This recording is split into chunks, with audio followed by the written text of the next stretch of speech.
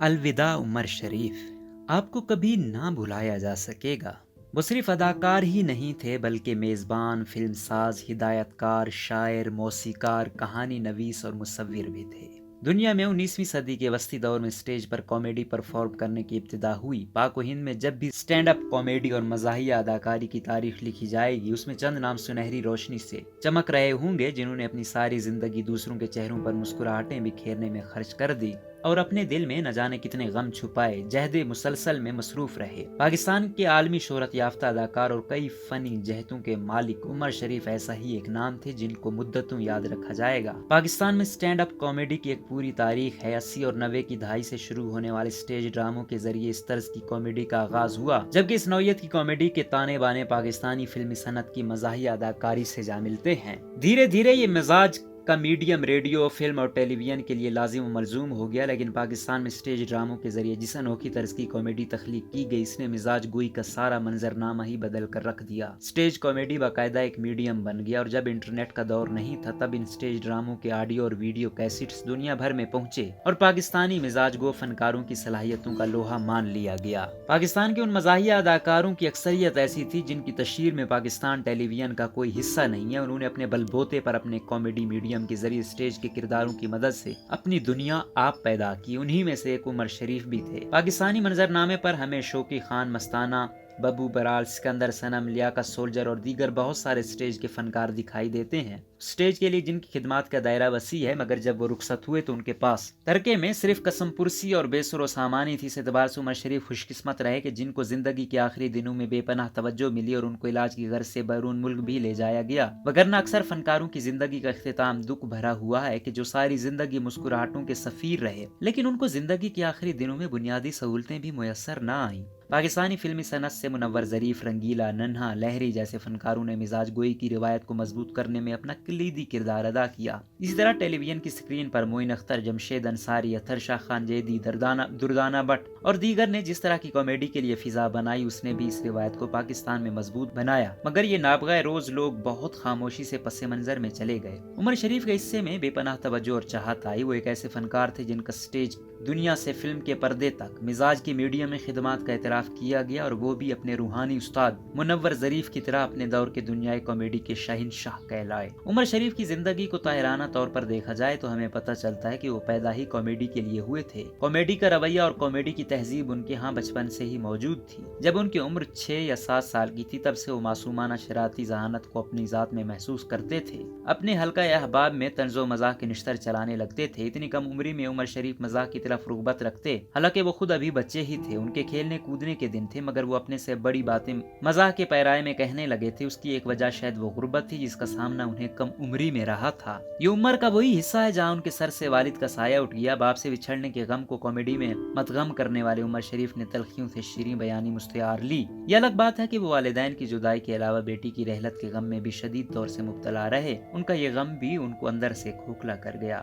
عمر شریف کی کامیڈی میں سب سے اہم بات جس کو محسوس کیا جا سکتا ہے وہ یہ ہے کہ انہوں نے ہمیشہ بغیر سکرپٹ کے مزاح تخلیق کیا۔ وہ حاضر دماغ تھے۔ ان کا پورا کیریئر اسی صلاحیت پر محیط رہا، اور یہ صلاحیت ان کو اپنے والدین سے ورثے میں ملی کیونکہ وہ بہت برجستہ گفتگو کرتے تھے۔ ان کے والد پاکستان کے پہلے وزیر اعظم صاحبزادہ لیاقت علی خان کے بہت اچھے دوست بھی تھے۔ شطرنج کے کھیل سے بھی ان کو رغبت تھی، تو شطرنج کا یہ کھیل اور اس سے مزاح ان میں وہاں سے منتقل ہوئی۔ پرانے کراچی کے رہائشی عمر شریف اپنے دوستوں میں ہنسی مذاق کا ماحول بنائے رکھتے تھے۔ جیسے جیسے ان کی عمر بڑھی رہی تھی ویسے ویسے ہی وہ اپنی مزاح کی صلاحیت میں پختہ ہوتے جا رہے تھے، لیکن ان سمیت یہ کوئی نہیں جانتا تھا کہ وہ مستقبل کے ایک بہت بڑے کامیڈین بنیں گے۔ وہ بھی ایک ایسا مزاحیہ اداکار جس کی کہانیوں میں گہرے اور سنجیدہ پیغامات پنہاں ہوں گے۔ ان کی اس روش کی وجہ سے کئی بار ان کی سرزنش بھی کی گئی۔ ان کی زندگی میں ستاروں سے آگے جہاں اور بھی تھے، مگر حیات اپنا امتحان لیے ان کی کامیابیوں کی راہ میں حائل تھی۔ والد کی رحلت کے بعد گھر میں شاید غربت کے ہاتھوں صرف 10 سال کی عمر میں دیگر 2 بڑے بھائیوں کا ہاتھ بٹانے کی غرض سے انہوں نے کام شروع کیا۔ اس ستم ظریفی کے باوجود ایک چیز جو تبدیل نہ ہوئی وہ عمر شریف کی حصے مزاح تھی۔ وہ گفتگو کرتے تو لوگ ان کی باتوں پر ہنسا کرتے۔ دھیرے دھیرے ان کو احساس ہونے لگا کہ وہ اچھے مزاح گو ہیں۔ بچپن کی شرارتوں میں بھی اس مزاح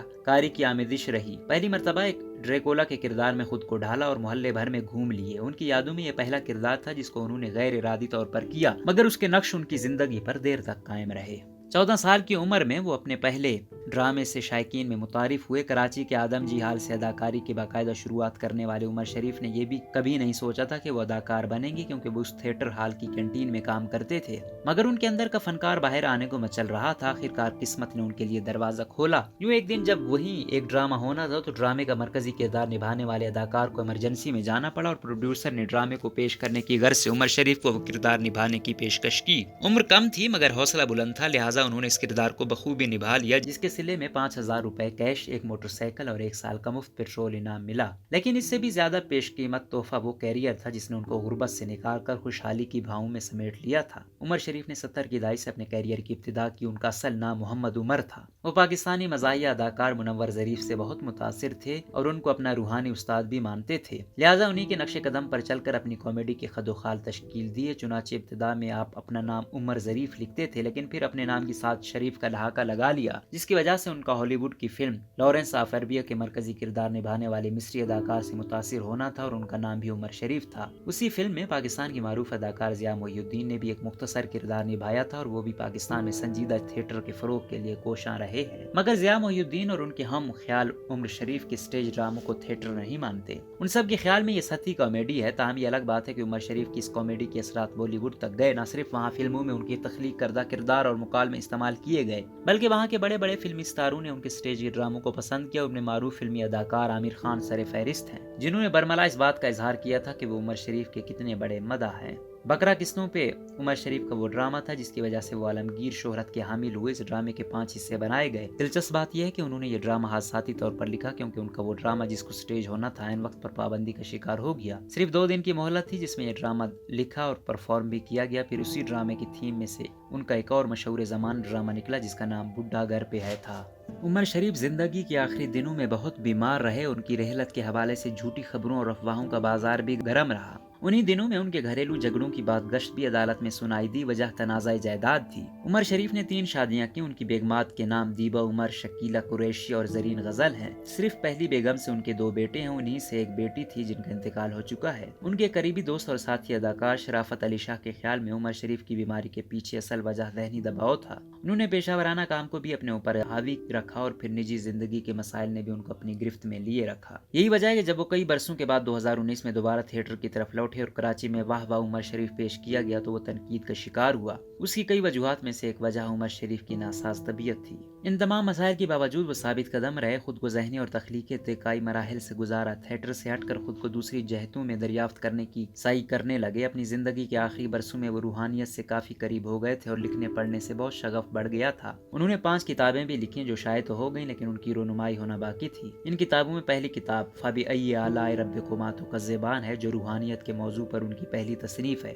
दूसरी किताब उनके ड्रामों और तीसरी किताब उनके अफसानों का मजमुआ है। फिर चौथी किताब शेरी मजमुआ कलाम और 5वीं किताब मुख्तसर कहानियों का मजमुआ है। उमर शरीफ को मसवरी से भी हल्का फुल्का शगफ था और आने वाले दिनों में वो एक और नई फिल्म बनाना चाह रहे थे जिसकी मौसीकी भी उन्होंने खुद तरतीब दी थी। उन्होंने फलाई कामों के लिए भी खुद को वक्फ कर रखा था। पाकिस्तान में स्टेज ड्रामों की तारीख उमर शरीफ के बगैर अधूरी रहेगी, क्योंकि उन्होंने उर्दू जबान पर मबनी खास मिजाज के ड्रामों और लहजे को फरोग दिया जिसने पूरी दुनिया में शोहरत पाई। वो एक मेहनती इंसान थे। उन्होंने फनी दुनिया में मेहनत व लगन से काम करके अपने लिए मकाम हासिल किया। हुकूमत पाकिस्तान ने भी उनको तमगा इम्तियाज से नवाजा। उन्होंने कई निगार अवार्ड्स भी हासिल किए। वो खुश नसीब फनकार हैं जिनको उनकी जिंदगी में हुकूमती तवज्जो मिली और अवाम का प्यार भी मुयस्सर आया, वगरना इस दश्त की स्याही में कितने फनकार यहाँ से प्यासे ही चले गए। वो हमारे बचपन की यादों में जिंदा हैं और स्टेज ड्रामे की तारीख में सुनहरी हरूफ में ढलकर चमकते दमकते रहेंगे। उमर शरीफ के अपने एक शेर के साथ उनको अलविदा करेंगे कि सफर तो मैंने किया था वरना, सफर तो मैंने किया था वरना, साजो सामान उसके थे।